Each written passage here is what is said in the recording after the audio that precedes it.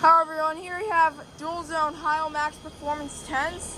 They have 2 blades. It's got Emerson fan motors. It's got a Copeland scroll.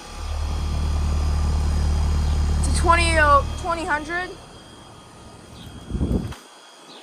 And this one is off. Panels are so big, very long. That one's also a 2000. Both have Copeland scrolls. And then over here we have a 4-bladed Nordyne unit. It's a logo, so it's a Nordyne. It's got a GE commercial motor. Has not been running. It's got a Copeland scroll, and then here's a Amana. It's running. So it does both have GE disconnect boxes. It's cool bricks on it.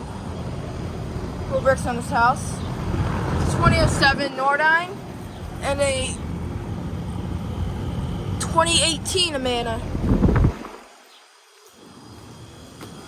They have really long panels.